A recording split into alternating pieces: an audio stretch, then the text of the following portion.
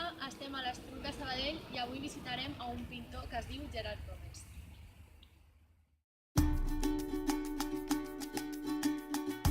A mi el primer que m'agradaria saber és com vas decidir, vaig a ser artista, vaig a pintar. En realitat, jo crec que això tampoc es decideix. Jo crec que cadascú és com que et ve donat. Diguem que és com, per exemple, un ofici, l'ofici de cuiner, no? El que es dedica a la cuina és o perquè se li dona bé o perquè ho disfruta. De quin estil o de quina forma qualificaries la teva obra?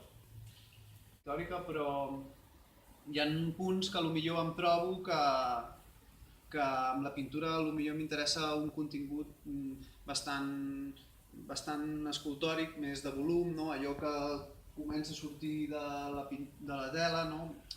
Jo crec també que l'obra t'ho demana, llavors està bé, evidentment s'ha de tenir el control del que fas, però crec que l'obra et va parlant i et diu el que necessita i el que no.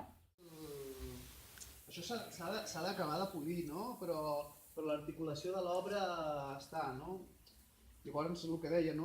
Que a vegades amb la pintura, o sigui, la pintura costa molt de controlar i jo crec que ha de ser així, no? Ha de ser una mica incontrolable. I llavors, doncs, sí que el tema d'allò que s'obre de la pintura m'agrada registrar-ho. Llavors, doncs, el projecte, també vaig començar el projecte aquí a l'Estruc una mica per explicar el que faria, i això pot funcionar una mica com un diari.